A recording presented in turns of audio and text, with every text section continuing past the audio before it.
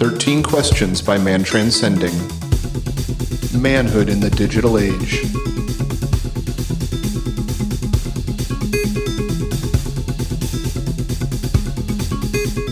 That was a good one, Bill. Yeah, that was another great conversation with grammarican Professor Radagast.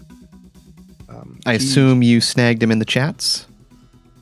Yeah. I mean, he's been part of the Discord community for a while. And of course, he heard about the show just from being part of the community, and then asked for the questions. He's a professor, obviously, hence the screen name, but he wanted to give them to his students. So I did that, and then I didn't hear back for like a few weeks.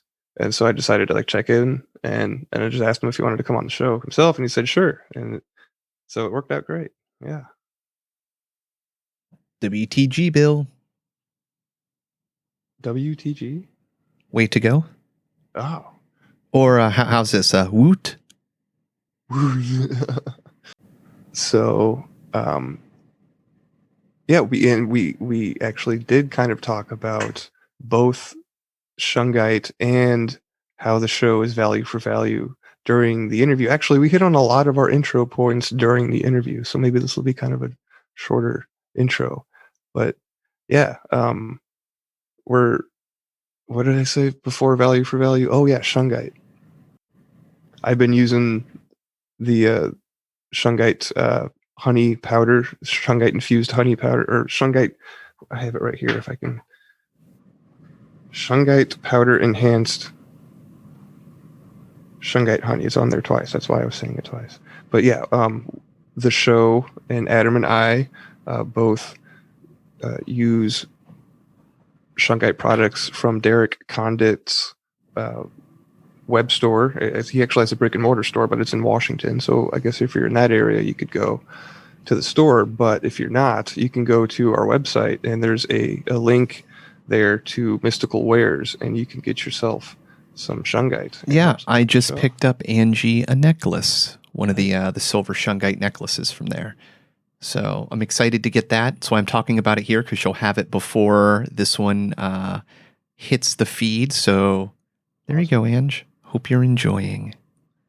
Is that the one that looks super shiny and silvery, or is it just wrapped in silver? It's both. I think it's some sort of like hollow filled silver thing. I didn't ask, but I know that what they do is, I mean, it's pretty cool. They take a piece of Shungite and they leaf it with like a sterling silver leafing, so it's really thin, and then they put it in a tumbler with a whole bunch of I shouldn't say sterling silver. It's 99.9% silver, and then 99.9% silver bullions. I don't know, chunks of silver, and they just tumble it for several days, and so it just infuses and smashes that metal onto the surface. And I'm a huge fan of silver. I make colloidal silver. I wear sterling silver. Huge fan of the loving metals. Yeah, I actually, on my recent trip out to Contact at the cabin, we stopped on our way back through Sedona and actually bought a silver ring from a roadside vendor there. It was sandstone cast. And I was thinking of you because you were saying about how, you wear silver on your body. And then I had a conversation with Derek recently. He's talking about silver. So I went ahead and bought some silver. But Derek sells Shungite, and Shungite, it can be incorporated with silver. They're complementary, and Shungite is supposed to have the effect of grounding your energy and making you more centered. And how would you describe it, Adam? I don't know. It's lessening of pressure. I just feel calmer. Yeah, calmer. There we go. That's a good word. I'm taken down a couple of octaves from whatever state I'm at. Yeah. So I don't know. It's a tangible thing that anybody can do. So we just like to encourage our listeners that if you feel like exploring that avenue, there is some benefit there for you guys. And so we have a link on the site. It's there for you if you want to use it. And then, value for value was the second thing we kind of touched on in the interview. Time.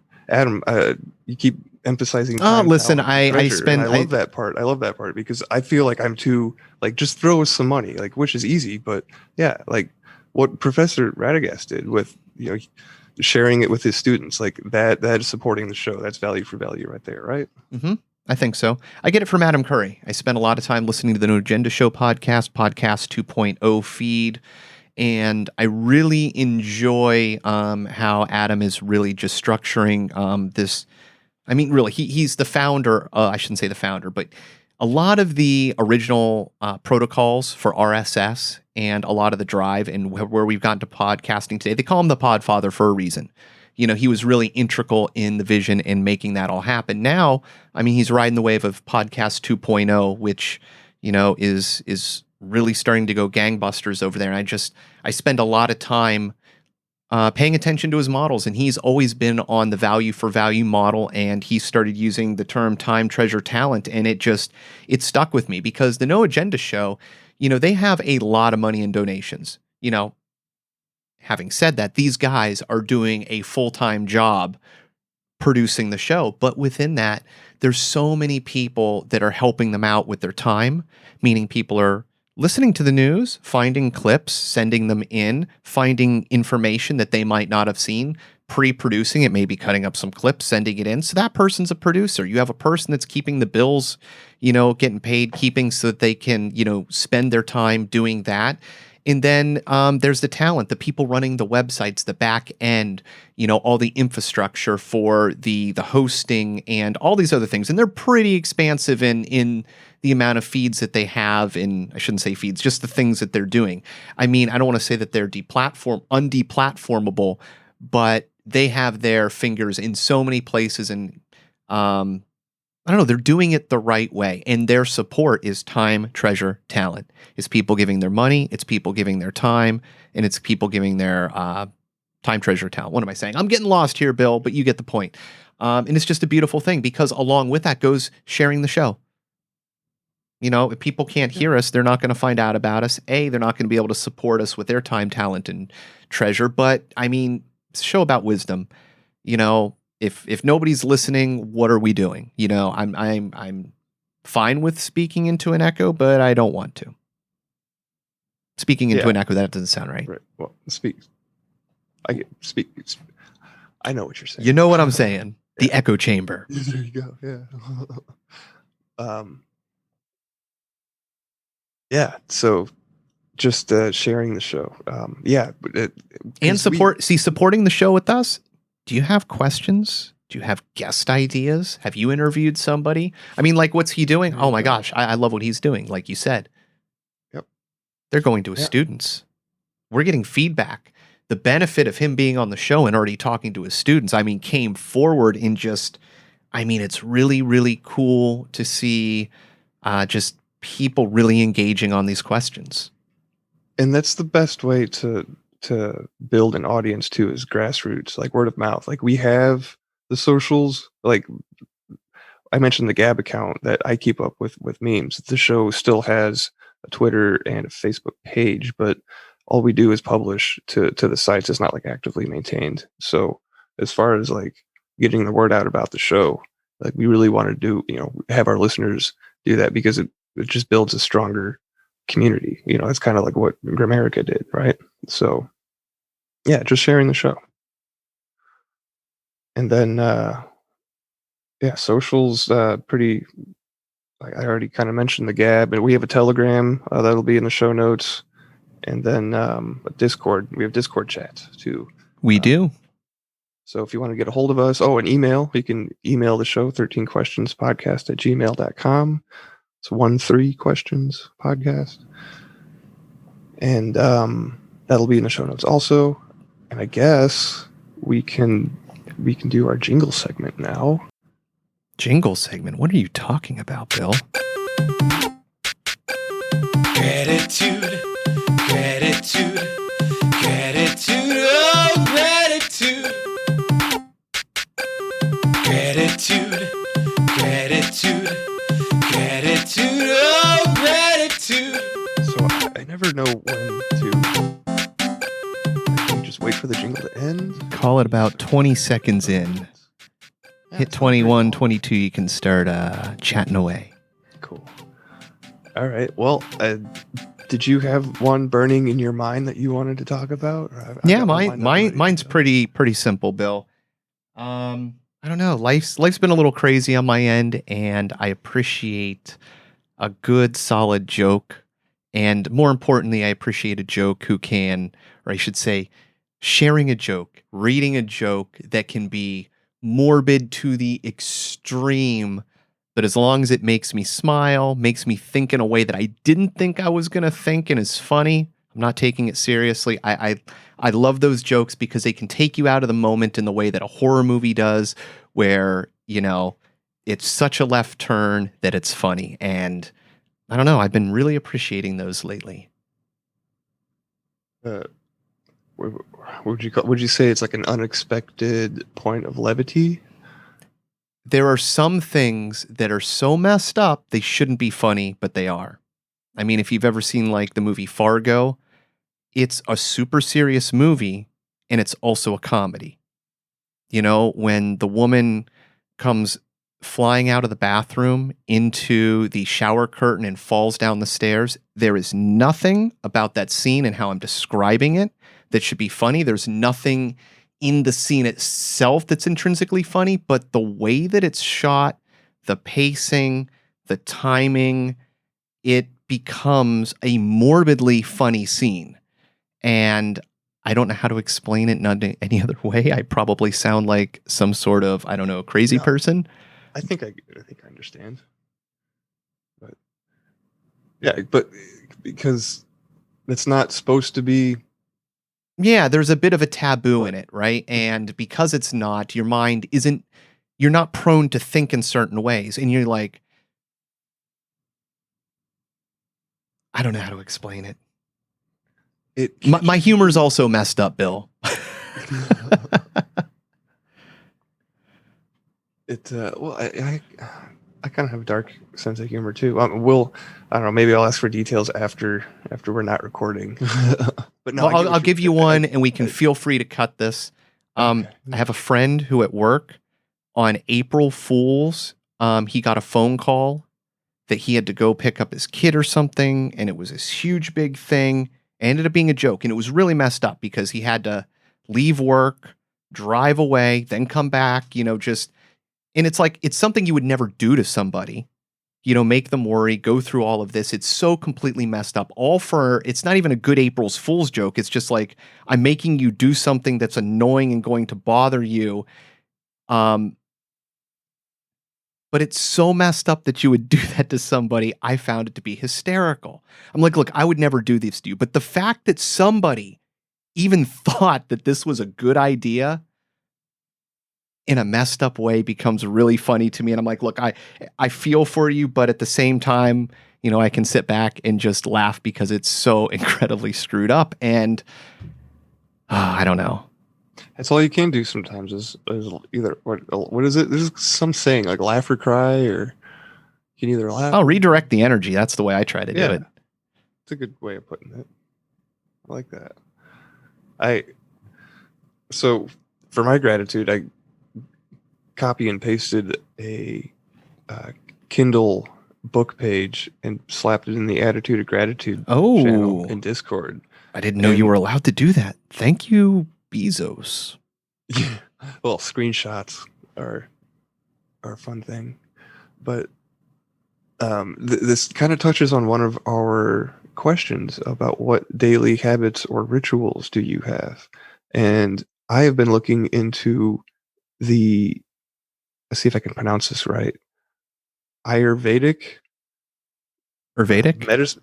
I'm probably saying it wrong too. Medicine system, but yeah, you're right, Bill. Mike, we've actually had a co-founder of Alpha Vedic on the show, past guest, and so I'm just kind of been delving into that whole system, and they have. I'll just read the excerpt I put in here. It says, whatever your current morning routine, the fact that you have one is a sort of Ayurvedic ritual. In Sanskrit, your daily routine is called your dinacharya, or to be close to the day. This means being in touch with the Earth's natural cycles, such as waking up when the sun rises and going to sleep when it sets. However, it gets much deeper than that.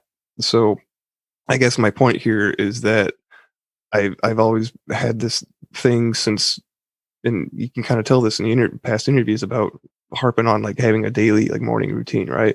And like how important that is. And then lo and behold, this 5,000-year-old health system of Ayurvedic like already has that as one of their like tenets or whatever. So I didn't know that's something new that I learned, and it just was like one of those. I'm thankful for it because it was like one of those points of intuition that was kind of confirmed or verified by like an outside source. Like I had already known this thing, but then like to find it somewhere else, and especially in like an old tradition like that, it was neat because it's something that I needed. That's very cool. Hey, look, there's nothing new under the sun, so you can find what you need when it's needed.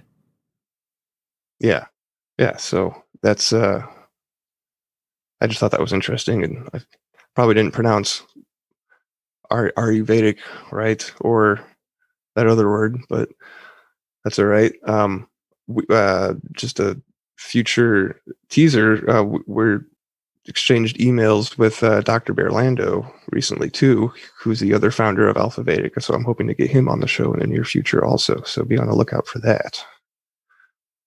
And so other than those things, I don't think that I don't have anything else. Do you? Nope, can't say that I do, Bill. I think we've covered all the bases.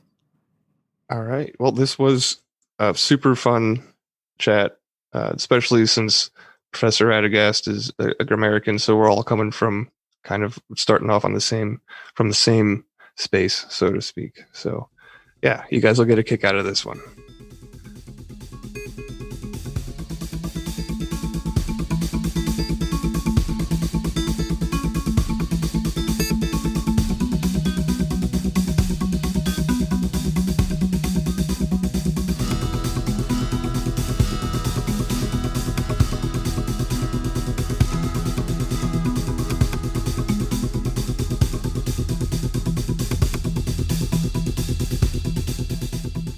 Well, let's get started. I'm pumped. I'm ready. Sweet. All right. Well, just for the listeners' edification, I know you mentioned it before, but your moniker in Mattermost for the Grammarica chats is Professor Radagast. That's the same in Cruising or in Discord, right? Yeah, my handle is Professor Radagast. So that's where listeners can find you if they want to. And I guess we'll just jump right into the first question then, right? What was the best advice ever given to you? Would you modify it at all today? I love this question. I have a few pieces here, and I want you to close your eyes and imagine if you ever watched the TV show The Waltons. They're out on the frontier, and while holding his rifle, he's talking to his son. The father is talking to the son. And I actually had to pull this quote out and transcribe it myself. It's such a nice scene. So the father says, "No one man can tell another man how to live. In the long run, I guess, a man has to do what he has to do. Some of us grow up and raise a family, become wood choppers. Others go into politics. Others get rich in the stock market. And though we all grow old and die, the important thing to find is somebody that you can love and somebody that can love you back. Get work that can pay the bills, work that you can get some satisfaction from. Always pay your debts. Don't take any unfair advantage of a man, and don't let any man take unfair advantage of you. Find yourself a good woman, and remember, you're my son." And I can barely read that without, bursting into tears. And I just love that. So we'll start there. And my next piece of advice is from a mentor of mine. And I used to work for this wonderful company where doing work in our community was expected.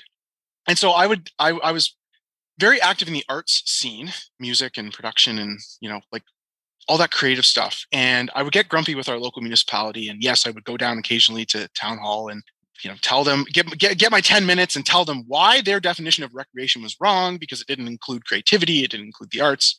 And so the advice is this: it's you don't get even. So I was going to write this scathing email, right? And I wrote this scathing email, and I said, I'm going to tell that person what's what. And I was, fresh out of university, and I could write, I could write something that was like going to punch you in the face. And so I took the email to my mentor and I said, this is what I'm going to write. I'm grumpy, about this issue. And he read it and he laughed and he said, this is brilliant. Don't send that email. And I was like, why not? And he says, you don't get even. People will sink their own ship. And that was so hard for me to absorb. And I never sent that email, blah, blah. And of course, that person at town hall who had made me grumpy, eventually got fired. Murder will out. Okay. If you're incompetent, if you're full of it, whatever, you don't have to sink that person's ship. They'll sink it on their own.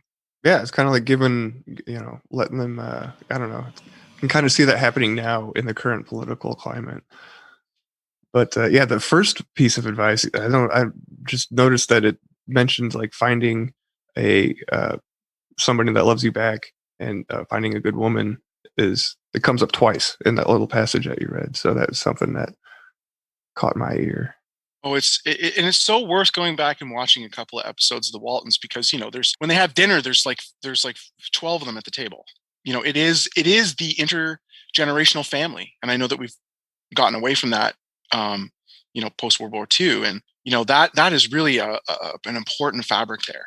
And so those are some pieces of advice that I've had. The other two were really quick. Is you should write your own wedding vows. You should really sit down and write your own wedding vows. It's super meaningful. And the other one is you can't change anybody's mind by throwing facts at them. You have to engage with them on their worldview, whatever their paradigm is. No, that might be one of the greatest piece of advice you can give anybody. It's like you can't force somebody into a point of view. You got to let them come to it on their own. Yes, and so I got the paradigm one from when I was a master's student in education. I had this one. We're going to call him Gandalf. This wonderful professor who literally was like a wizard, and it was a deeply important mentor to me. And he said that one time in a research methods class, and I said, "Whoa, slow down! What in the heck?" And I still am grappling with that idea. But that was him. He said, you don't just throw a bunch of facts at people and try and persuade. You got to get deep into worldview, and that requires patience and understanding. And you're not even trying to change your mind; you're trying to engage with somebody, and that's one I'm still grappling with. All right, question number 2. What was the most important lesson you learned from your parents? I'm very fortunate because I have exceptionally great parents who stayed together through not just thick and thin, like lots of thick, And my parents I'm very, very lucky. So paying attention to your kids. Now I'm a father of 2, so I'm echoing, those kind of ideas, but paying attention to your kids is huge. My parents talk to me about everything. You do not, talk baby talk to a baby. You speak in full sentences. They'll get it. They're wired for learning. And so talking to your kids builds language skills. And I learned that. Hence that I'm such a talker, right? My mom explained everything, letting the kids have some agency and decision making. My mom did that. Are we going to go to the ravine? Are we going to do this? Do you want to work on this? And letting us guide it and letting us go outside and get dirty. And so the ultimate word, I was grappling for a word, my parents taught me devotion and that sort of responsibility to devotion. Sorry, I was taking notes. The talking to your children like I don't have kids, but I have 2 young nieces, and I can kind of see them grow around my brother. So, but yeah, that's something that they try to do is kind of talk to. Well, the older one, one of them can actually talk. So, talking to that person as an adult and not as a child, really, I can see how that creates a much more developed person, because this little 4-year-old can have a conversation and it's interesting to see that, like, speaking from an outsider's perspective. Yeah, and one of the areas of my own sort of research and study and things like that is theories of learning, like how people learn. And I always encourage my friends, I'm like, don't dumb it down. Like, if you speak with those words, then speak with those words. Kids will glom onto it real quick, and that's something that's been really, really beneficial to my children's development. Is telling them the way it is, with love, of course, but really not dumbing down the language. So not talking to them like you would talk to like a puppy or something. You never do goo goo gaga to a baby. That's not a thing. You tell them you love them. You use the words that you'll use throughout their lives. Question number 3. What book has been most influential in your life and why? When you post my bio, I do have an undergrad degree in English and history. So this was like, I'm like, oh my God, where do I start? So I'll try and be concise. Today, I'm reading a book called Greening the Paranormal by Jack Hunter, which gets into these paradigms. So it depends on what day you ask me, the question. But right now, I'm going to do a little bit of quote here. This is from page 3 in the foreword. In a sense, what I am suggesting is that the ontological assumptions underlying the rejection of the so-called paranormal by mainstream material science and culture are precisely the same as those that underlie the ecological crisis in our society's fractured relationship with the earth. Okay, the fractured relationship with the earth is so important to me. And so today that book is influential on me because I'm thinking about the world and my paradigm. And I long ago since left the staunch materialist, we measure things and we know things and it's all set and we can put it on a shelf. I've long since left that. So I would encourage listeners maybe to think about how you view the world, what is your paradigm, and maybe you could shake that up. So there's a book that can shake it up. My all-time favorite book of all time, literary, is Lord of the Rings. It has a mythos that is worth investing in. It is also about important recklessness and caring about the earth. Tolkien was not just a writer. He, in my view, was a bit of a mystic. And so I love The Lord of the Rings. It is imagination unfolding, and it's wonderful. And he can do more in one paragraph than some people can do in a whole chapter. The Great Gatsby is great because it's about World War I. It's not about the surface story. The last chapter is all about the recklessness of that generation. And there's so much to learn there. From a Canadian perspective, because I love Canadian literature, Lost in the Barrens, two boys, white and Indigenous, get lost in the Barrens and they survive. And it's wonderful. It's written by Farley Mowat. If you want to get a flavor for the humor of Canadian literature and the quirkiness of a small town, it's Fifth Business by Robertson Davies and Sunshine Sketches of a Little Town, oh my God, by Stephen Leacock. And that is Canada for me. If you're a writer, you need Strunk and White about the power of writing. I also love the Charter of Rights and Freedoms. Go back and read it. The Canadian Charter of Rights and Freedoms. Read it line for line. It's in there. It's all there. I also want to give a shout out to Behold a Pale Horse by Bill Cooper. He was way ahead of his time. There's a little bit of bullshit in that book, but I love reading banned books. If there's a whole group of people reading a book from, some celebrity's book club, I don't read that book. I want the book that's been banned. And that's it. That's what I like to read. Wow, it's quite the list. Yeah, that's awesome. I don't think we've had a guest list off like that before. No, not at all. I love it. I stopped trying to take notes after a while. No, and you're absolutely right about Tolkien. He managed to tap into these core archetypes and pull from so many areas and create a new lore that, if you can interface with the world on that level and understand it, it gives you so much more meaning. And I don't know, it's a great overlay. Well, I don't want to turn the podcast into a Tolkien podcast. Go for it. I will say, yeah, maybe we should. No, his creation myth is a song sung with you can call them angels, but they're called Maiar. And it is a song. So I'm a musician. So his metaphor for the creation of the actual universe where Middle Earth sits is done with the analogy, not an allegory. He hated allegory. The analogy of song, and it's just absolutely, that's in the first bit of the Silmarillion, which a lot of people have difficulty with. It's hard. It's a hard read. It is. But that first opening chapter is not a hard read. It's the creation myth, and it's absolutely beautiful. Absolutely beautiful. It reminds me of a Canadian singer, Bruce Coburn, who has a song called Creation Myth.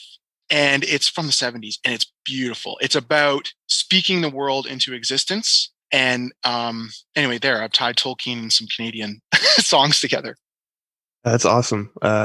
Yeah, speaking the world into existence, and then the whole not allegory. what was the other word? Archetype?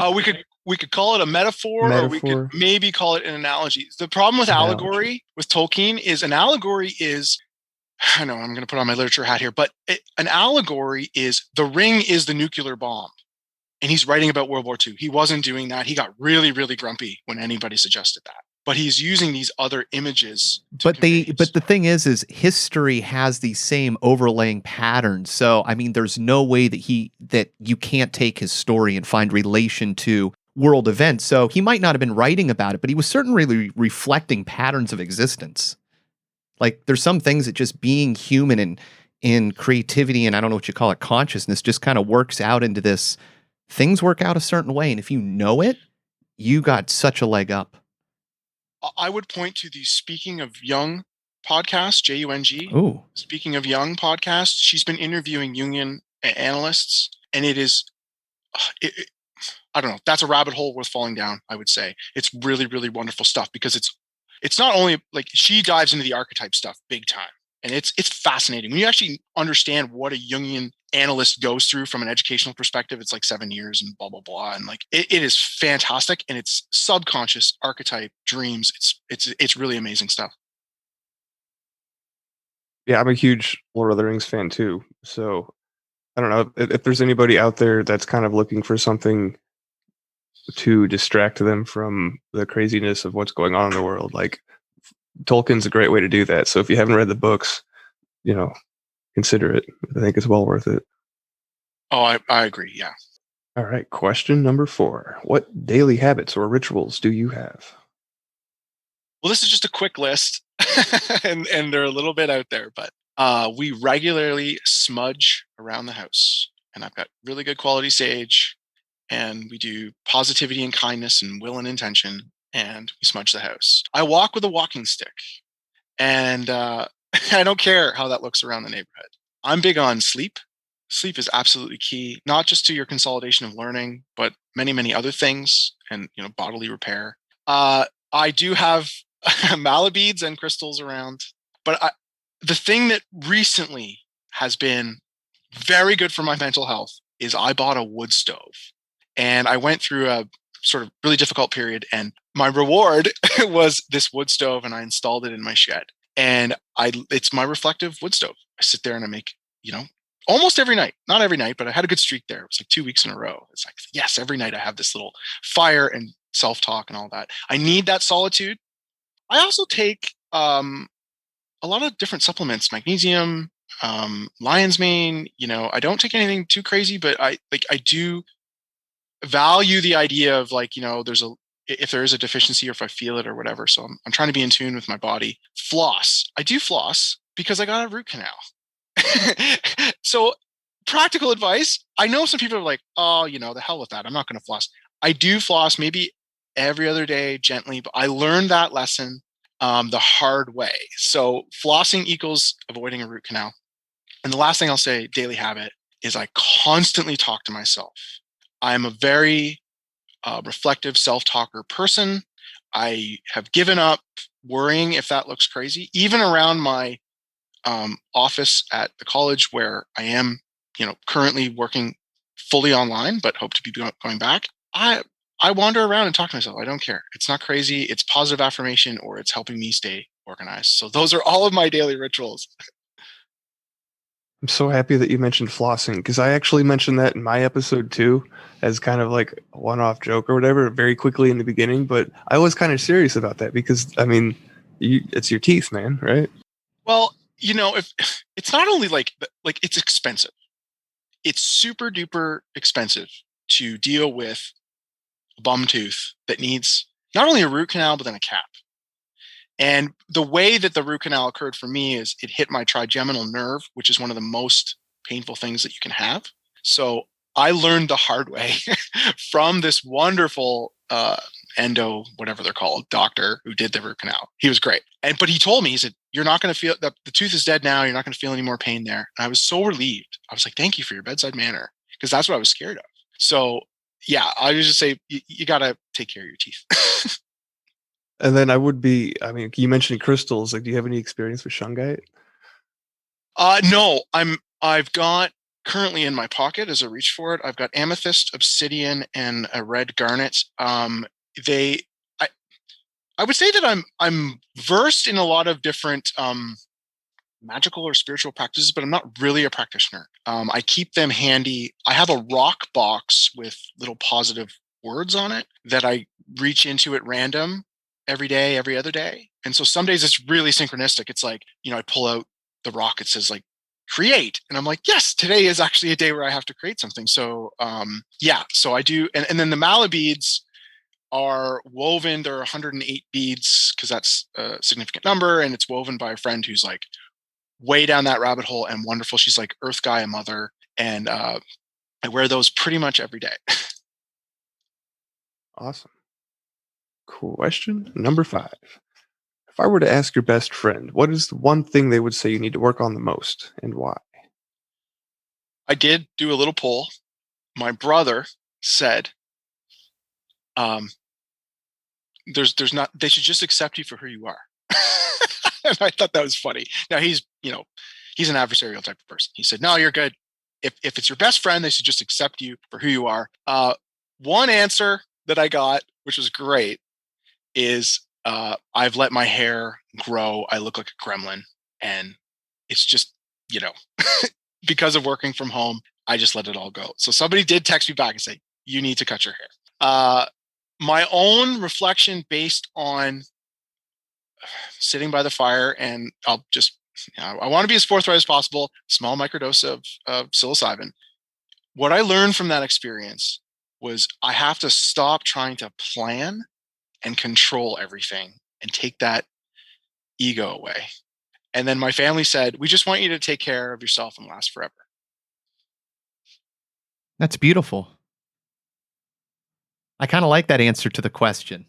Yeah, and I'm not saying it's not a good question. My brother was just like, if they really are your best friend, and I thought, yeah, that, there's something there. Yeah, but that's cool. It kind of like it flips the understanding of what a best friend is, and how you accept somebody, and if a true friend can really accept you for all of your faults and help you be a better person. I mean, if you can't tell your best friend all the screwed up stuff that you've done in your life, then what kind of a friend are they? So yeah, that's cool. Yeah, I definitely appreciate the different approach to that question. That's awesome. Thank you. Cool. Well, shout out to my brother. Because I sent that text around and said, I'm being interviewed for this podcast. It's really important to me. And, don't hold back. And, so I did get some fun answers back, but my brother was like, man, you're my best friend. He's like, I'm just going to accept you for who you are. So he sort of rejected the premise of the question. Oh, that's awesome. Question number 6. What are you most curious about? Couple answers. They're sort of metaphysical questions. Where in the hell are we? I think we like to craft these wonderful cosmological views and theories just so we don't freak out. But where are we? What are we? Now, I think the Earth is magnificent. I don't like it when people are like, well, we've pretty much mapped the Earth and we're all good and it's all there. It sits on the shelf and it's fine and all that. It's like, no, man, the oceans are huge. There's parts of the Amazon that are only now being scanned with the LiDAR, right? The scanning technology. Be like, oh my God, there was a city there. There's so much. It's not done. We got to figure out where we are. And can we actually leave, right? These grandiose plans, to leave. Are we really? Okay. All right, fine. Who are we? What are we? I think is really important. If you fall down the rabbit hole of the Skeptico podcast and the near-death experience research, you're staunch. And let me just say, I used to be a researcher. I still am a researcher, but I used to be an empirical researcher. We measure things, we know things, and it's set. And that is gone for me now. When you listen to Skeptico and Alex Zateris, I'm probably mispronouncing his name, the near-death experience research, that materialist paradigm no longer holds up. And we can have a huge debate about, well, it's just people telling stories of near-death experience. And it's like, when you actually look at that research and the patterns that are emerging from that, I guess it's Alex's argument from Skeptico, the materialist paradigm is starting to show its cracks, and that's a good thing. So I think that would shake up your paradigm. What are we really? Because the near-death experience says it's not just flesh and that's it. So I'm curious about research. I write on, the board with my students. I'm like, what's your definition of research? And they go, Google something. I'm like, no, that's not, no. Research is about measuring your world, and there's methodologies to do that. And that's what I read. That's what I'm into. I'm curious about, they had a research. So here's a research question. Is Bigfoot real?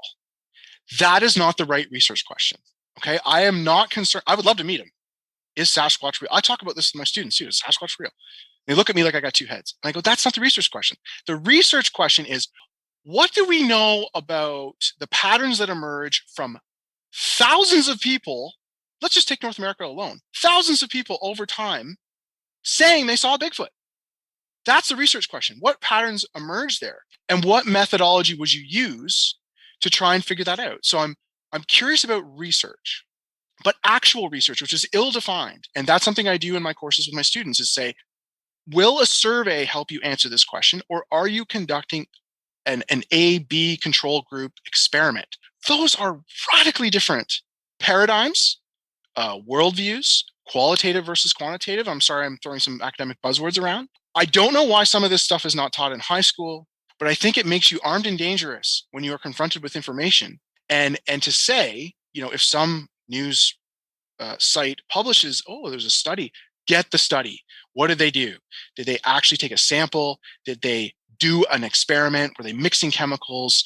Were they interviewing people? These are all radically different ways to measure our world. So fundamentally, I think what I am is a researcher.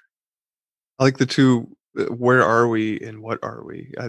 Like the what are we is because you mentioned psilocybin and microdosing, and that can kind of, looking at relationships that the human body has with organisms like that, or cannabis, or even just chaga or reishi mushrooms. Like, it helps us to define, to kind of answer that question. Like, what are your thoughts there? Well, the mushroom element in and of itself is only now, it's sort of vanguard stuff, right? The research currently that I've read is like, they have done A/B control group, people who are getting ready to die, people with depression. Like, they're from a treatment standpoint, there's a bunch going on with psilocybin, I'll just pick on, but then there's the mushroom relationship in the forest, and there's that book about how forests talk, and it's like there's this whole ecosystem, and it's like that in and of itself is worth continued exploration. The reflective piece for me was a surprise with my microdose, and I did make the mistake. I'll be brutally honest. I made my parents.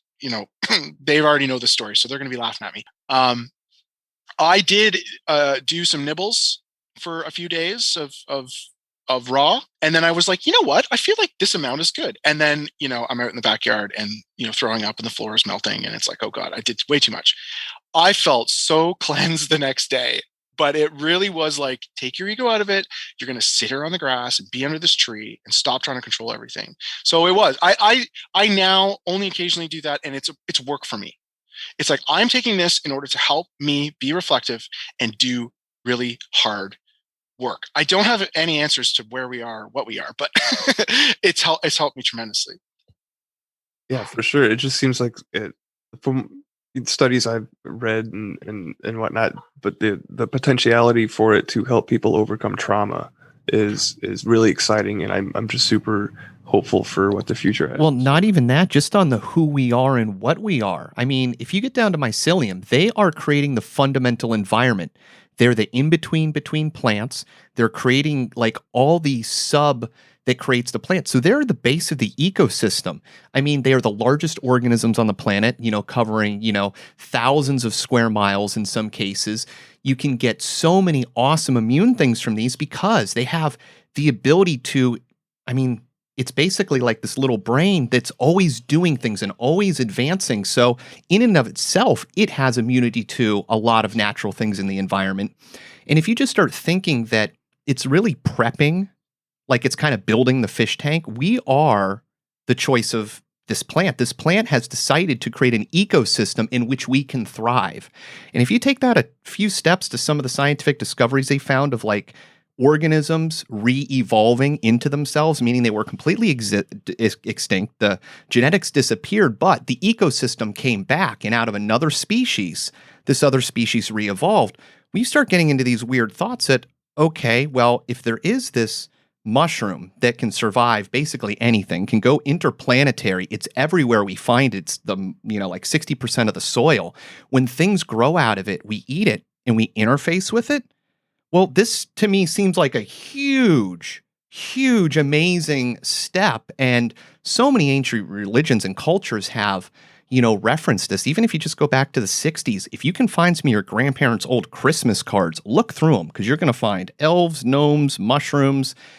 And yeah, I love that people are just reawakening to this idea that, there might be some true scientific knowledge here that we can access. And it's in the quote unquote woo-woo, because what is it? It's experience. It's important to you and no one else. I think that's well put. The only other thing I would build on that is the idea that ayahuasca is like the leaf of one tree and the root of another, and how did they figure that out? And the shamans all go, the trees told us. Mm-hmm. And you're like, well, now we're completely gone into a new paradigm. And I think everybody's paradigm needs a good shake from time to time. Yeah, it's really interesting when you start traveling down that rabbit hole to kind of discover that other entities, like there's other consciousnesses, how do you say that word, that are separate from yours, like the ayahuasca spirit or the iboga spirit, or just trees. The trees told us, right? Like, this stuff's wild.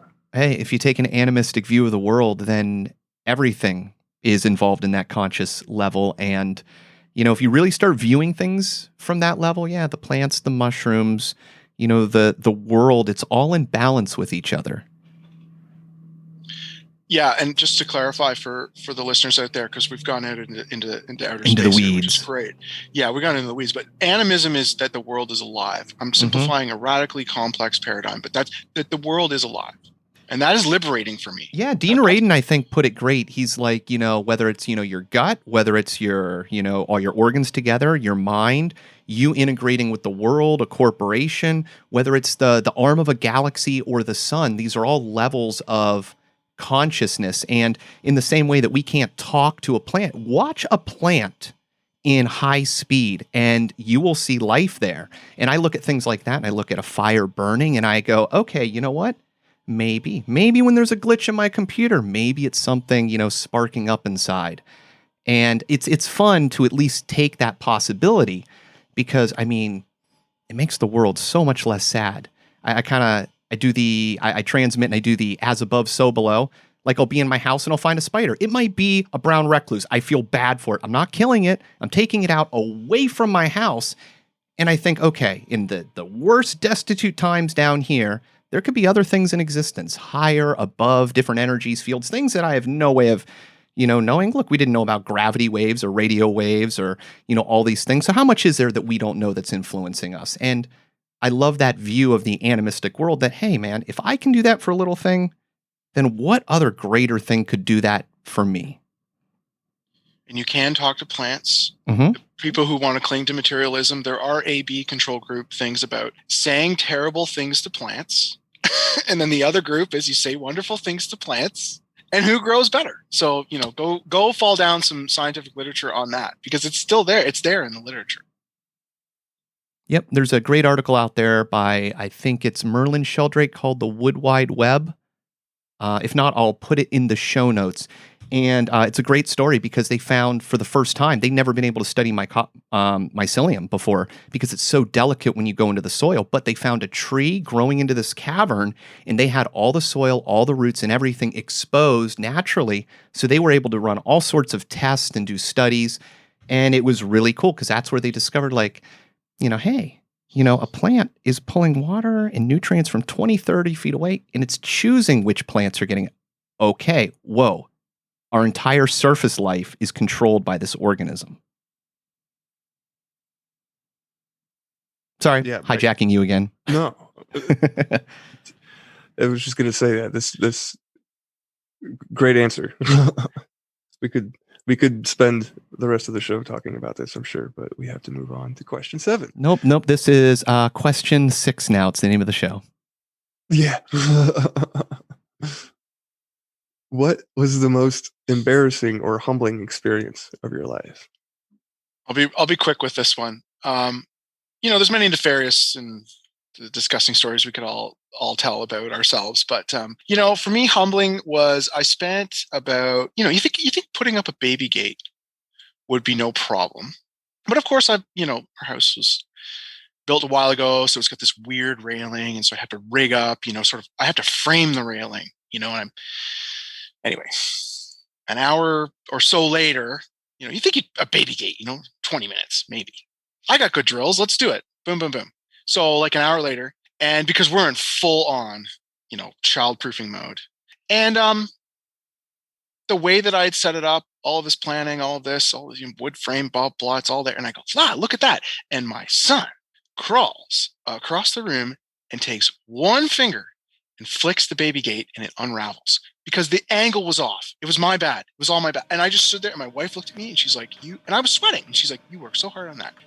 So it was humbling, and it revealed to me, okay, I now know how to fix the problem, but it was such a moment where all of my hard work, and with one finger, he just swatted at it, and the whole baby gate collapsed. So that's my seriously humbling. He must have felt like a superhero.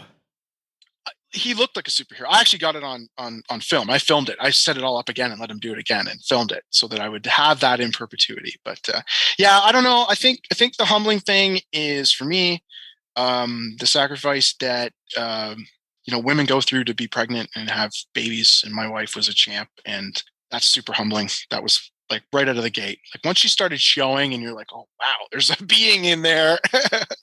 Yeah, that was super humbling as well. Yeah, that's come up as an answer before, is childbirth, and can't say I disagree. So, question number 8: what is your greatest fear, and how did you overcome it, if you have? Haven't overcome it. Spiders. I'm out. Out. Spiders out. Gone. I do have like this weird sort of like fear of failure that I've really worked on, and I think what it is, like I think this is something actually that I would say is more common than you would think with my colleagues who are professors. There's a lot of imposter syndrome there, where we think that someone's going to suddenly show up and say, you know what, you snuck in here. You're actually not smart enough to do this. And so some of my colleagues who are brilliant. That's one of the best parts of my job, is I get to work with brilliant colleagues who express a lot of self-doubt. So I've done a lot of work on that. Yeah, imposter syndrome is something that I didn't know was a thing that had. I know it was a thing, but I didn't have a label to put to it until recently. And learning about like what that is, and where, and just learning that it's a thing, right? Kind of helps you identify areas in your life where you are having self-doubt and to work through that. So yeah, it's a very real phenomenon. It manifests in all kinds of different workplaces, places of worship, your social life. You think someone's going to find out that you are actually full of it, and you're not. We're all making it up. It's fine. Yeah, it's funny. It's one of those things that's so common. I think probably more people have it than realize it. And once you realize it, it's a hurdle that you can push past or go over, instead of, you live with it without knowing. Yeah, identifying is half the issue. Like, it's as I was trying to say, because like it's something I suffer from, right? And like even though I know I have it, it's still something that I have to constantly remind myself to do some positive self-talk, and get past it. All right, question number 9: what quality do you most admire in a man? Why? This reminded me of, I actually, you guys were great. You sent me the questions. I'm actually using these questions with some of my students because they have to do a lot of the reflective work. And I explained to them, I said, this is kind of a dude culture podcast, blah, blah, blah, blah, blah. And I said, like, what do you value in a man, in a woman, in anything, right? And they really responded. Like, they were like, this is really cool. That's awesome. Yeah, they're like, I'm going to do this with my husband, right? Because I teach students of all walks of ages, right? They're right out of high school. They've got 10 years of work experience. They've got children, their parents, and they loved it. So I would just like to point out to the listeners, take these questions. Don't get hung up on the gender, and do them with some people that you know and love. It's great. What do I most admire in some of my role models, I guess, would be concise and forthright. I'm not as concise today as I'd want to be, but I'm trying to be forthright, and that's very rare. I don't like administrators who have to use a lot of language. Let's do it. What are we doing? Let's work on it. Is there a problem? Let's fix it. Get to the point.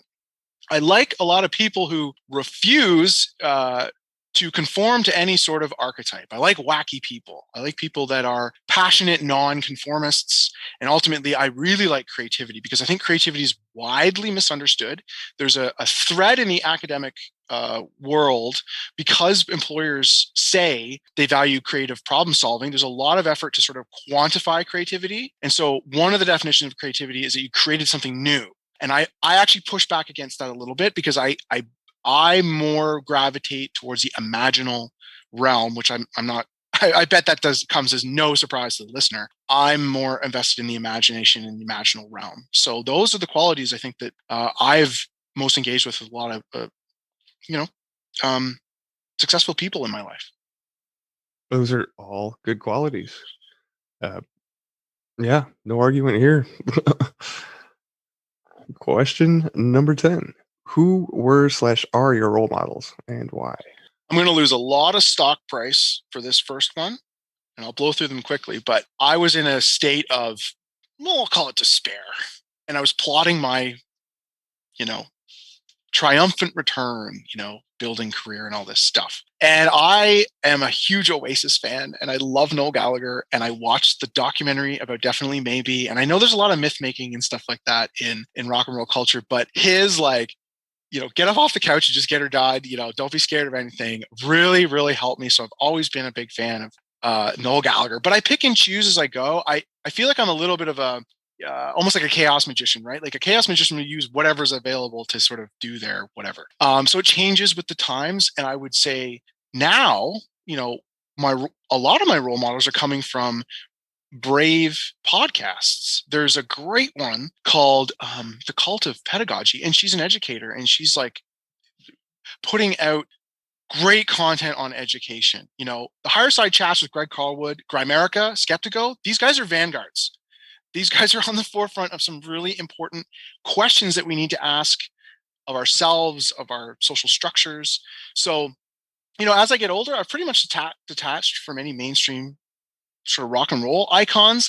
I got really drunk in Dublin with a wonderful guy who was used to be an executive at Universal Music, and I hammered him on everything. I was like, the conspiracy theory, Paul McCartney died and he was replaced. I hammered him on everything, right? And his sort of thing was, he's like, yeah, it's all myth. And I was in the room and we were making these myths, but he said, I think it's really Paul McCartney. I've met him. So, somewhere in the middle lies the truth. But I've moved away from, the standard sort of, I'm going to, idolize an actor or whatever. And I'm like, no, I've moved completely away from that. Yeah, that's awesome. I mean, I'm kind of in the same boat. And yeah, just to touch on the podcasters like Darren, if the whole gratitude thing, he's the one that first mentioned that or mentioned it and stuck in my brain. And I actually started doing that every day and writing it out and whatnot. And then just the whole experience at CAC and then being able to be a part of this show, podcasters like that are, I agree, huge role models. And then you mentioned Carlwood, that's how I found Grimerica, was through THC. So yeah, man, I'm in the same boat. Yeah, and anybody who gets, I don't know what the word is, grumpy cat or whatever, with the sort of, and I don't even like the word, conspiracy theorist or conspiracy culture or anything. I don't really like that. But if you go through that, at the bottom of that rabbit hole, I tell people, do you know what's down there? Getting your arms around your life, enlightenment, and self-improvement. It's actually really wonderful. That's what's down the bottom of that rabbit hole. So those guys are, bringing forward people that are talking not mumbo jumbo. They're saying there's better ways to be healthy. There's better ways to do this. There's science to back this up and that. So that's, that's my shout out there. That's been extremely influential and rewarding. And I guess I'll just take a second here to stress that it's important that people support the podcasters that they found value with or from, because nobody in podcasting makes any money, right? Adam, like you told me, like if nobody in podcasts makes money, right? Unless you're like it's Alex Jones, very, right? very, very few. It's the landscape's changing and getting a lot better, so you don't have to be one of those top echelon people and worry about getting deplatformed. Podcast 2.0 is really leading the way on that, with being able to get micropayments and nodes directly sent to you and direct value, cutting out the middlemen, and, all just relying on an open source feed that everybody can access and build their apps around. And then it's your RSS. So as long as you protect your RSS, you can always be found, at least by word of mouth. So yeah, the monetization is coming along, but right now, if you're going to make money, you got to be a Joe Rogan or, be supreme with the value for value. Grimerica's been doing it long enough and built up a listenership long enough that, they're not fully free of their day jobs, but, they're getting to the point where they're at the point where the podcast can at least support and float itself and give them meaning for all of their effort. But, at the end of the day, NPR running 14, 15 people on a podcast, editing, production, field interviews, all of that kind of stuff. It's just, you're never going to make money on that. It's really, the No Agenda show is the model, which is everybody helps produce the show, whether it's your time, talent, or treasure. And at the end of the day, it's great. They're doing cool things like chapters. So somebody is listening to the show and creating chapters so that you can go and skip ahead and go to certain points. And what are they doing? 5% of everything you donate automatically gets divided to that person. So, okay, now who's really making money for the show? Who's supporting the show? This is a highly produced show by people that are just highly interested, using their spare time, and then people can choose to support the value. So I love the model. I think it's going to go places really good. It's in its infancy. But yeah, podcasting really is kind of that herald of freedom right now. Yes, and I think that's all well put. I've been into this podcast universe for a number of years, and I do support and pay, and I'm happy to pay, because for every podcast that I'm like, oh yeah, that wasn't that great, it's like there's 10 that are meaningful. Yeah, and most people don't realize the amount of work. It's not a back padding thing, but the amount of work and the amount of, back end and things that can go wrong. And plus, when you're listening to a podcast that sounds good, people don't understand the time it takes to do that. There's a lot of programs and a lot of software, and you can pay to have somebody produce it. But if you're really just doing it on your own, it's a lot of stinking work. And I know gear inside and out from being a musician and production person. Mm-hmm. And yeah, I mean, like, stuff costs money. Yeah, anyway, great shout out. Support your favorite podcast people. Yeah, absolutely. Yeah, especially the ones that don't have a paywall. So those guys need some help too. I mean, just pick 4 people that you like and spend $5 a month. I mean, it's kind of like what Patreon's set up to do, but yeah, it'll make you feel better if anything. Look, the example I give is there's a small little dollar store that's run by a family, doesn't have a lot of people by me, but I love going there to get small stuff. They always have really good deals on things. So whenever I'm in that area, I stop, I go in. If I got $5, $6, I'll spend it. Not because I need to, but because I value the establishment and I need them to stay. So that's how I view the whole podcasting. It's why I donate every time. Arcade High lets me use his music. I give him my own money every time I go. I buy the albums because I need him to be an artist. If he's not an artist, he's not doing what he loves. And selfishly, I don't get it. So for me, it's like, I want more music. So you're my favorite artist. Take my money and do this professionally. That's my dream anyway. Take my money. It's like the Fry meme, holding up the money. Yes. Take my money. All right. Question number 11. What institution of society or structural aspect of modern life would you change given the chance?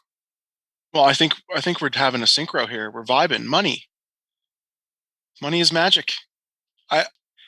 You can't continue to operate under the Bretton Woods constant inflation model, fractional reserve banking. I mean, you don't need a tinfoil hat for that, man. Like, there's just major structural problems there. Oppressive, stratify the society into classism. Terrible. The way we build neighborhoods is so not, you look at your typical subdivision and it's so exclusionary. It's so fragmented. It's like the opposite of building community. So I know some civil engineers, and I always kind of grind them out and be like, where's the green space? Where's the pathway through it all? Why is there not community gardens? Where is this?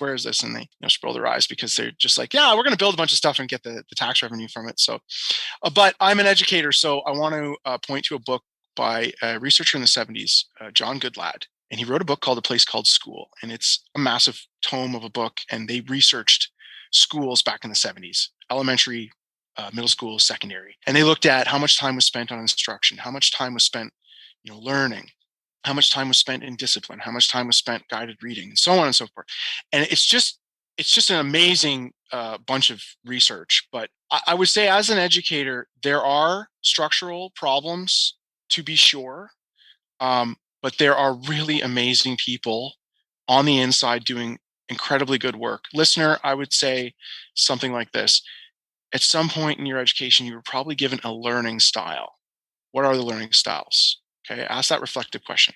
Okay, you were told that you were a visual learner, a kinesthetic learner, an auditory learner. No, learning styles, I'm the great liberator. Learning styles are not a thing. There's no research to back that up. So if we're building a deck together and the nailing schedule is a distance that you need to nail the nails into the deck, and it has to be accurate, and like you're doing it wrong, and I look over as a visual learner and I yell at you, and you hear me as an auditory learner, and we look at the blueprint and I show you visual learner, and then you go back with your hammer and you do it correctly. We learn in all ways. Learning styles are not a thing. They are neuromyths. I've done research and writing on this. And so those are the kind of things. There are people inside who are getting away from those things. And I understand why educators reached for learning styles. It was a way to assess a student and then try and say, well, if they get it visually, they'll do better. Garbage, malarkey, there's nothing to it. So there are really quality people on the inside who are doing neuroscience, who are working with students from, whether they have exceptionalities or different needs or things like that. You learn in all ways. Learning is self-constructed from within. So we know that there are structural problems. I look at your typical school, like a community public school, needs a great administrator, needs a great principal and vice principal to drive good hirings, to really empower not only the teachers, but the learners as well. So there's my educational rant. There's lots that I would change, but those are just some ideas. And there are amazing, qualified, hardworking, dedicated, talented people in the system. Yeah. So education, neighborhood layouts, and then money. Those are three big.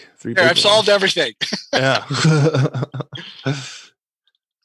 Yeah, I definitely think that our neighborhoods could be a little bit more easier on the eyes. But yeah, money is magic. That's true.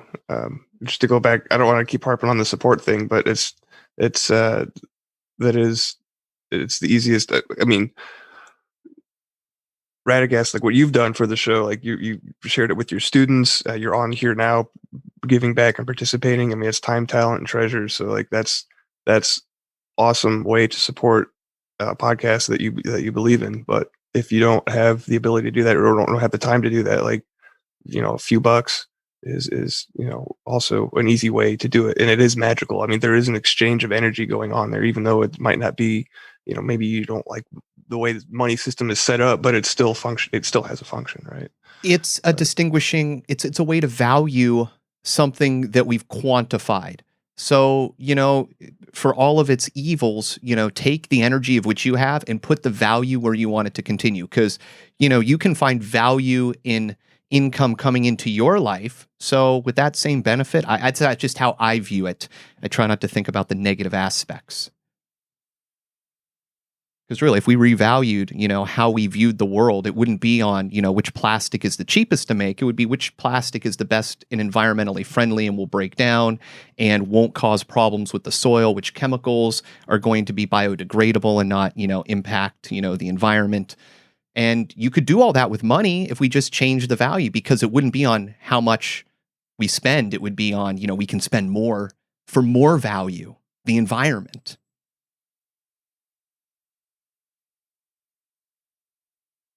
Yeah. Yeah. So moving on to question 12, What is the most courageous thing you've ever done or seen in your life? Oh, we're coming into the home stretch here. This is great. I went to this wonderful university, very nature oriented, and I was what we call a don or an RA. Take care of the building. So you're not a supervisor. You're kind of a mentor. Well, you try to keep the parties to a dull roar. Anyway, girl sitting at the side of the road near the forest, and it was like, what? And she was whacked out on mushrooms. And I gotta say, I was brave that day. I got called security, called first aid. It turns out she was like completely out of her mind on mushrooms. And two guys came walking into the woods. They're like, where was she? And oh my God. So it was one of those like take charge, moments. And I got to say, I was, I was brave and I was proud of that. In the last year, my son had, I'm just going to say life-saving surgery. That's all. Okay. It was over 2 weeks of like, I was on point for 2 weeks with a laptop, with a Google Doc, with the doctors, running it through symptoms, treatments, what we're doing. This, he's great. He's fine. He's wonderful. Part of my, healing journey was a result of that because I definitely had PTSD after that. So I've been brave a couple times. But I was on point for 2 weeks. I was very, very tired afterward. And that's a lot of the reason why I had to do a lot of work. Seen bravery. I have an example for you. It's a couple that I went to high school with, and they adopted two children, I believe, from like Vietnam, and those children had substantial, exceptionalities. I don't like the word disability, but you get what I'm coming from, right? So different ailments, things that would have to be lifelong, care. And when you see them drive by in the van, and this little crew that they've built, it is, I don't know where they get the energy, but it is one of the bravest things that I've ever seen. Is this little family that they built, and they took on this, knowing full well, they took on this responsibility. These children won the lottery when they were adopted. And every time I'm like gobsmacked when I see them, this little crew. Yeah. And to take that on like willingly, like you said, like just knowing that there's people out there that do that, that just made my day a whole lot brighter. All right. Question 13. What does it mean to be a man in today's world? All right. Well, we're coming into we're pulling the train into the station, as Carl likes to say, I think sometimes. I'm just going to kind of rant about a bunch of things. And I do want to say thank you so very much for this opportunity. This has been, I'm going to be tired after this. I'm going to be extreme catharsis. So I really want to thank you guys. Thank you so much. Okay. What does it mean to be a man?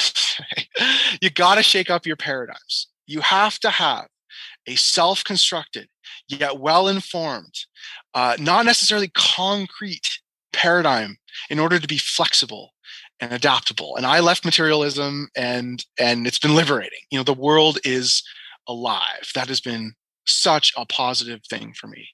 I try not to be non-dominant, but not a pushover. I advocate for myself. I don't need to dominate the situation. The situation, stop trying to control things. Okay. You need courage, and you need to realize, or at least what I've found, is that a lot of the reasons that we balk at things are simply not real. They're just constructs. So for example, like, oh, I shouldn't say this, or I shouldn't say that, or I might look foolish with my walking stick and my satchel. Okay, listen, I am a magical spellcasting hobbit, and fuck you, I like my satchel. I like my walking stick. I am liberated. Okay, so get your shit together. Be a jack of all trades and fix stuff. Diversify your portfolio and do many things. Pardon my French, but read a fucking book. Turn off the TV. The video games suck your time, although I do like video games. Social media is not real. Go outside, build a fire, carve a walking stick, plant some weed. I don't know. Put your feet in the soil, because the stories that we tell ourselves about ourselves will be our success or failure. What story are you telling yourself? It's one of self-loathing and doubt. Change that story. You are a co-creator of your reality. Don't be scared. You got this. That was an amazing rant. I love that. I think I just put that in a headliner clip and put it as a promo for the show. That's amazing. Oh, my pleasure. Thank you so much, guys. I will say that I've seen, maybe just as a little tag here, the stories that we tell ourselves about ourselves, where I teach and what I do, students are trying to get their arms around it and create a new journey. And sometimes I'm the professor they come and they cry to. And yes, I know some of you might think that's ridiculous, that a student, an adult student would come and cry to their professor, and they do. And they sometimes come to me.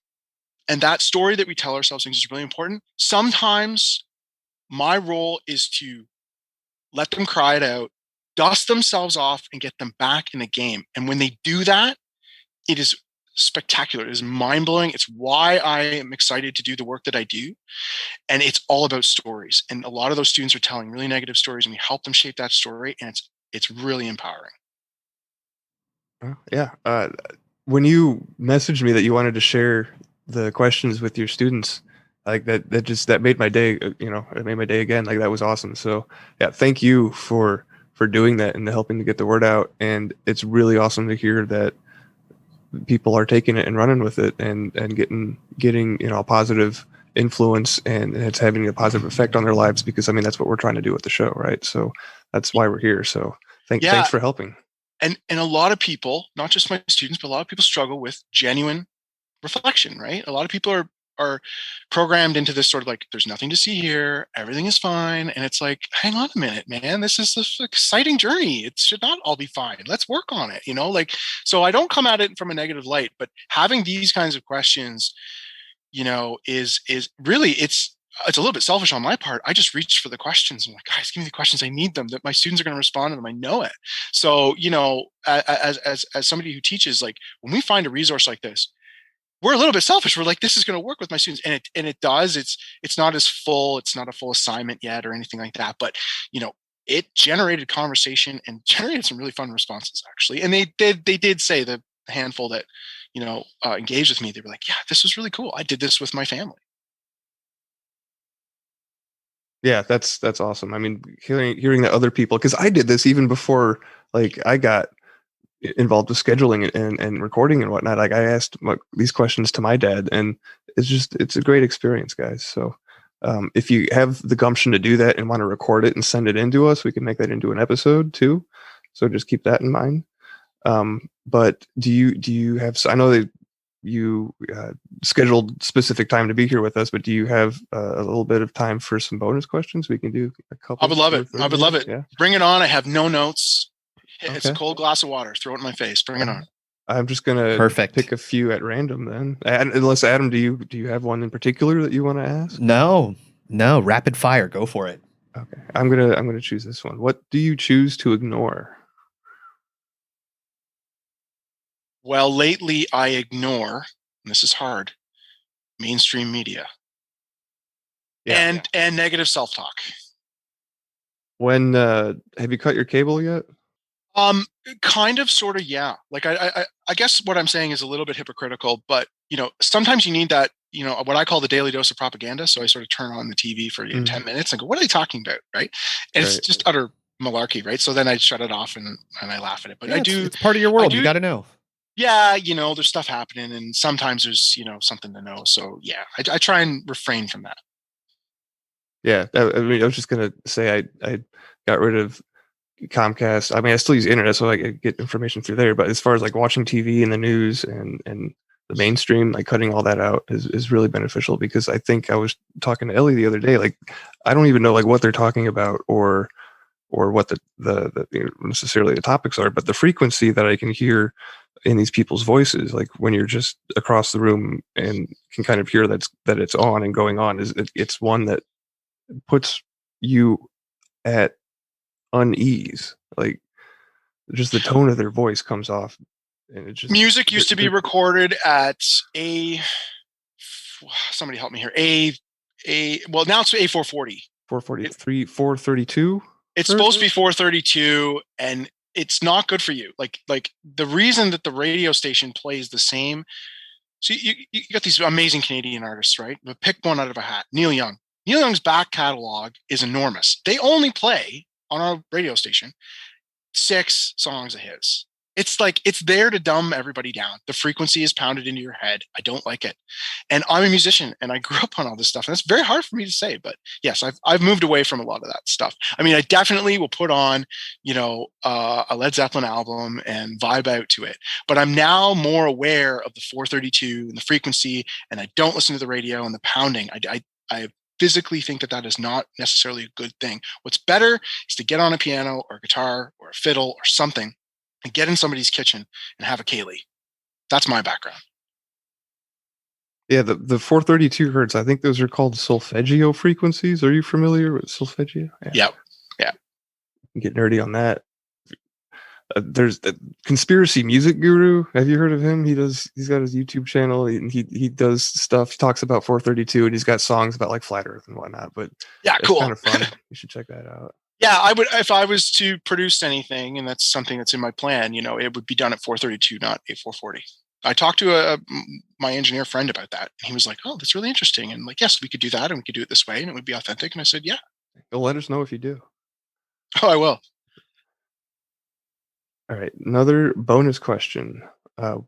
Let's see here. Well, how about, what would you tell your teenage self?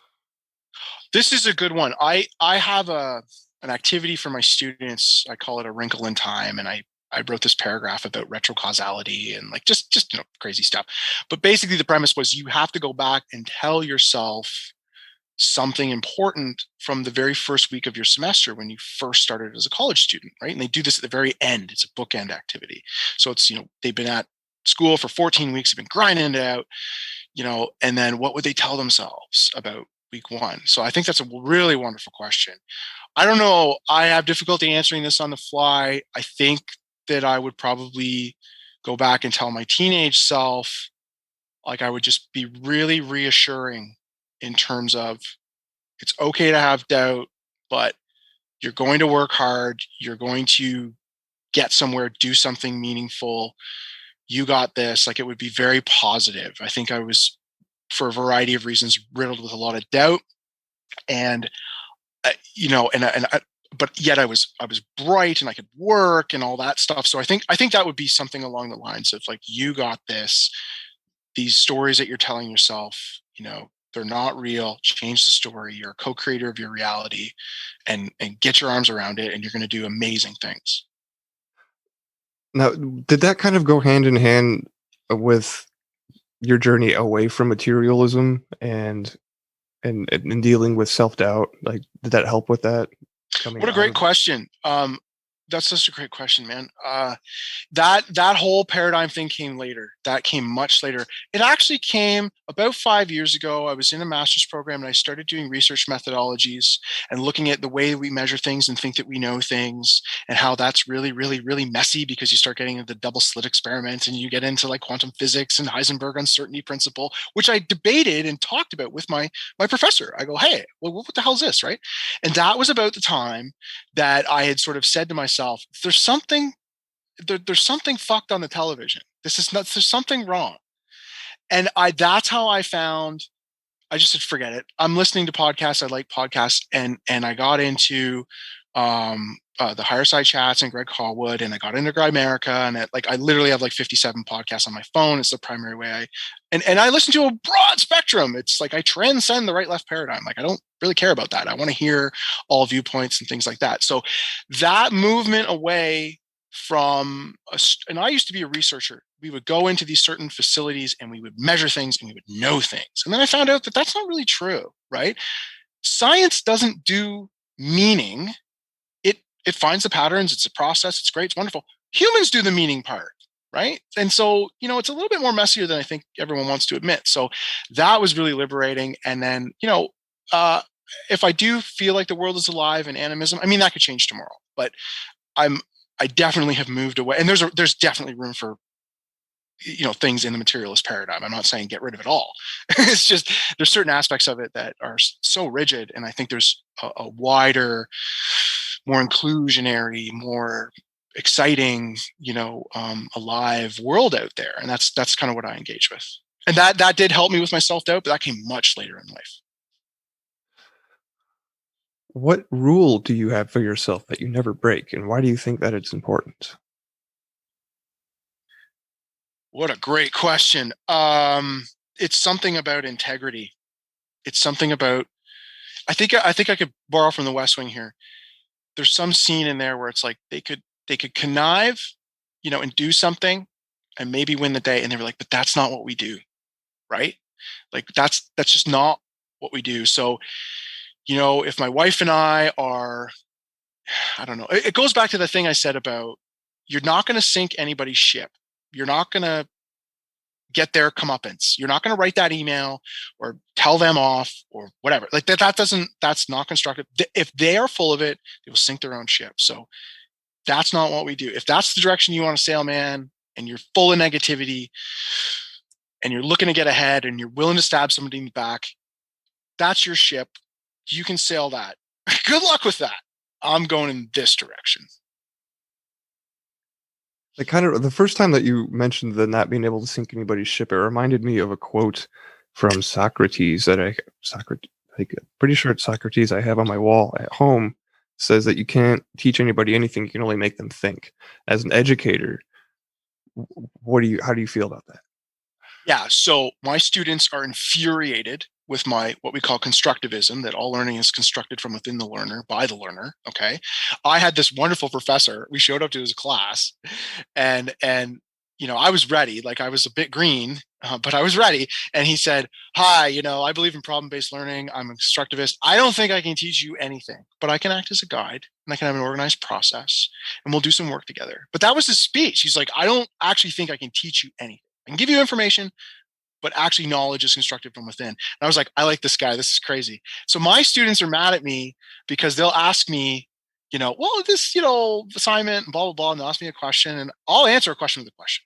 And I'll say, well, do you think that thesis clearly sets up your argument? And do you have the evidence? And they'll go, you didn't really answer my question. And I'm like, how about that? So my feedback for some of you who, listeners, if you're curious about, college level teaching, when you get an assignment back, the majority of the comments are actually questions. And it's really infuriating, but it causes you to think. That's awesome. Yeah, thank you for being one of those the good educators out there.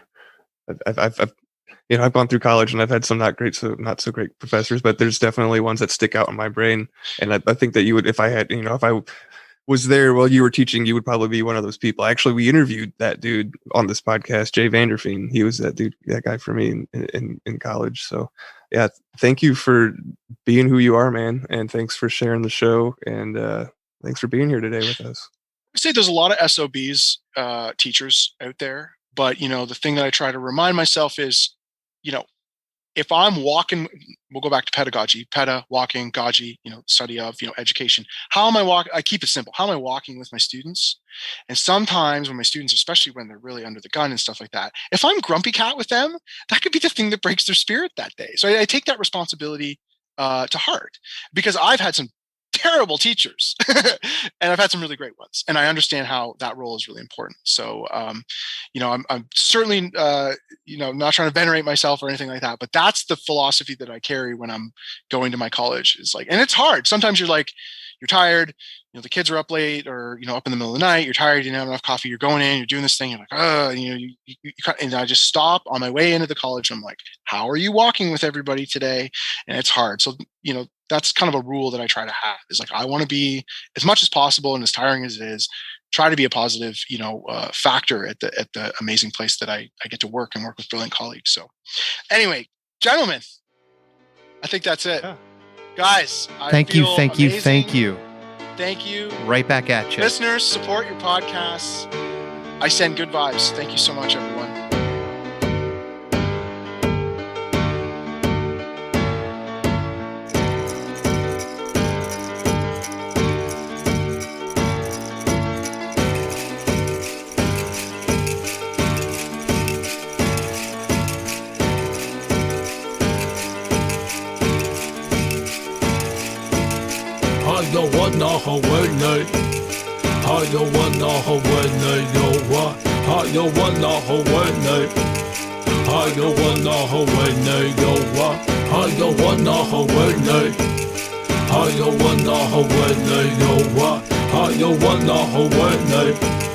하여 원나 허원네 여와 하여 원나 허원네 하여 원나 허원네 여와 하여 원나 허원네 하여 원나 허원네 여와 Why is one man rich and another man poor? Why we ain't satisfied? Why we gotta have more? Why your suicide rates on the rest so high?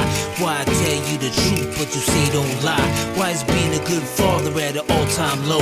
Why is it acceptable? Yo, why I don't know. Why she blame him and he blame her? It's useless. Ask yourself this question. Why you making excuses? Why do parents gotta bury their kids? Why we text and drive, not caring how scary it is? Why it's so hard to forgive and leave the past behind? And if you did, then that's divine. Why don't you help your brother when you see him fall? Why do we act like God don't see it all? Why do we call them black, them white, them Asians and use labels? Now that's racism. 하여 원나 허원네 하여 원나 허원네 여와 하여 원나 허원네 하여 원나 허원네 여와 하여 원나 허원네 하여 원나 허원네 여와 하여 원나 허원네 하여 원나 허원네 Why is 여와 there innocent people locked up for life? While some people can't say nothing nice. Why do we always gotta question what all of it means? And why won't you follow your dreams? Tell me why.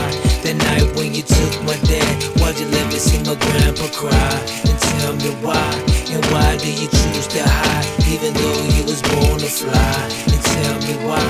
And why don't we turn from all the hate? And why don't we learn from all mistakes? Why do I keep on wrecking these fat beats? And teachers don't make more than professional athletes. And why? And why? And why? And why? And why? And why? 하여 원나 허원네 하여 원나 허원네 여와 하여 원나 허원네 하여 원나 허원네 여와 하여 원나 허원네 하여 원나 허원네 여와 하여 원나 허원네 하여 원나 허원네 여와